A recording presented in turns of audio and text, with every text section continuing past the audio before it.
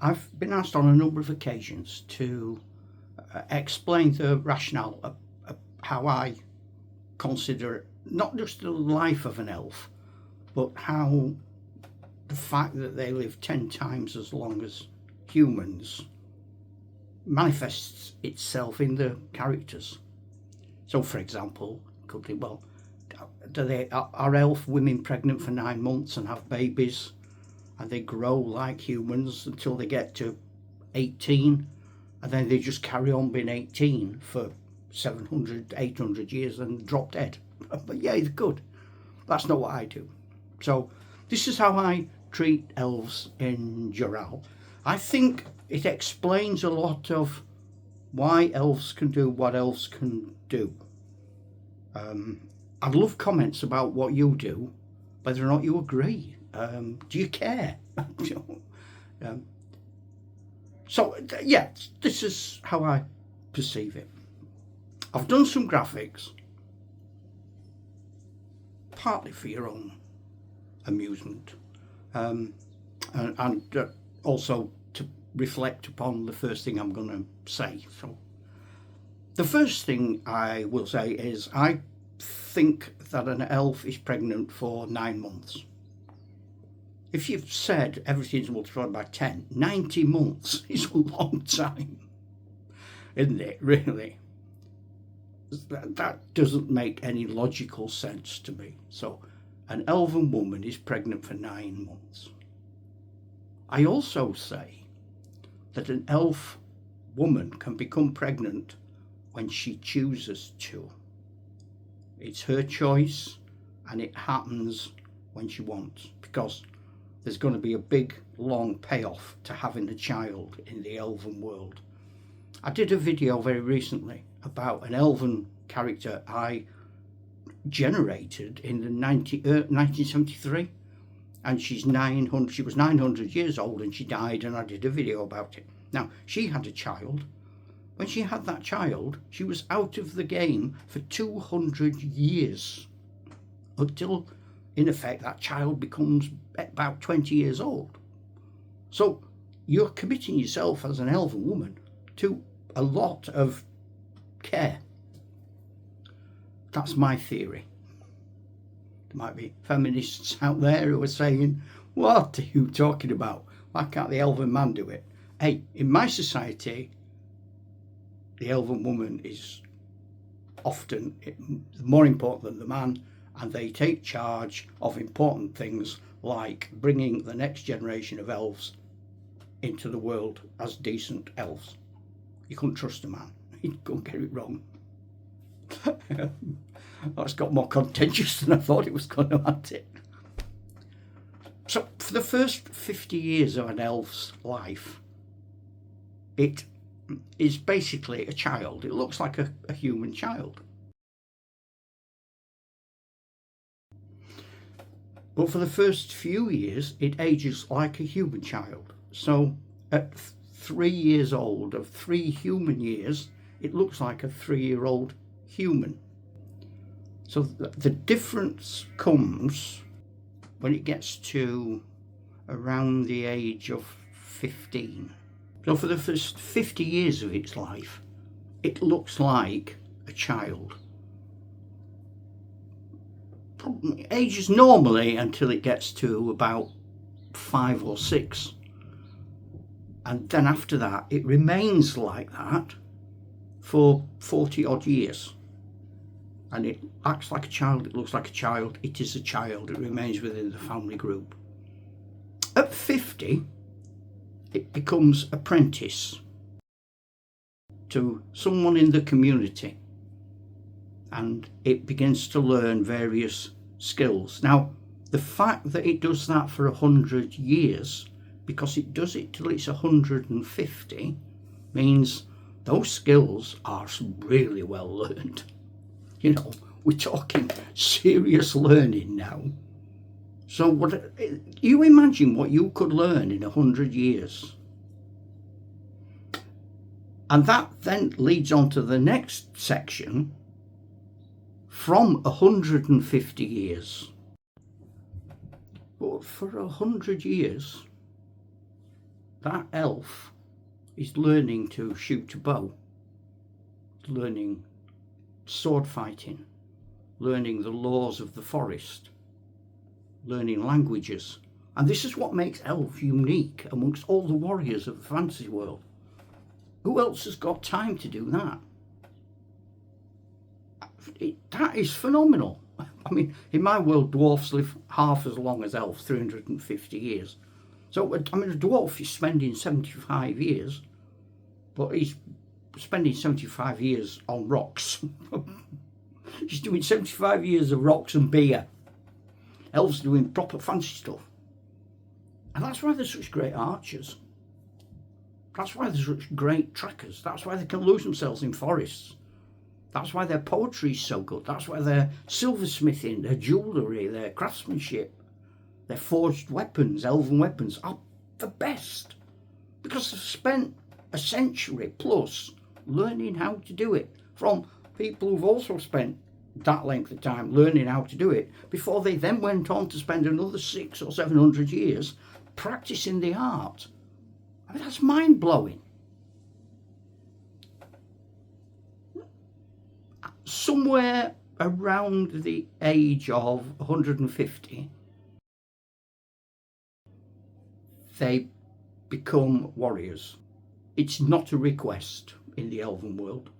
You join your nation, and there are several elven nations in Jural, but you join the forest's defenders. You might be part of the King's Guard. You might be an elf archer who marches out to war. You might be an elf archer who guards the borders. But there are things to do, and you have to do them national service, if you like. Couldn't call it the National Elf Service because people would think in England you were going to hospital, but I'll think about that. Following the service in the army, and in Dungeons and Dragons often that's when you're an adventurer at that age, it's usual for an elf to become what they call an ambassador. That's not strictly the sort of ambassador that you might find in a medieval court, but it's someone who travels between the elven world, the elven kingdoms, and other worlds and other kingdoms. Might be diplomatic, might be military, might be fact-finding, but they spend then another good chunk of their lives as people who serve the community through an intellectual interplay with that variety of worlds. Acquiring knowledge is important at this point. They want to know as much as they can possibly know, and they've got 100 odd years to learn it. So this is all going back to their elven kingdom. It's all becoming part of the structure and traditions and the knowledge of their own little world. Now for many elves this can be a period, it varies. You don't say, oh, I'm 300, I'm stopping adventuring now, because in reality, in human terms, you're only 30. A human warrior in my Dungeons and Dragons can easily carry on as a warrior until they're 45. So, to be honest, an elf who likes adventuring could carry on till they're 450. This is a sort of careers advice for elves, if you like. Come in, what do you want? I want a career. Okay, you got to do this. Oh, okay.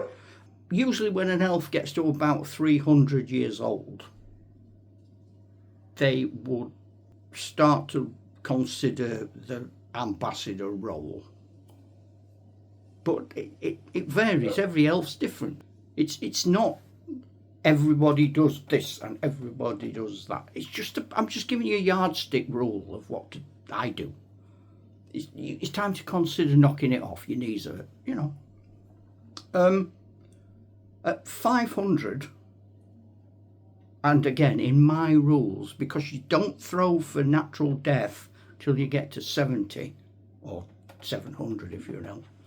At 500, you know you've got another 200 years. This is where most elves between 500 and 700 become teachers, they become bards, they become librarians, they become masters of local knowledge. They slow down, they become wiser, they start to think things through. They've got 200 years to luxuriate in enjoying everything they've learned, and undoubtedly still practicing with a bow and arrow to make them even better.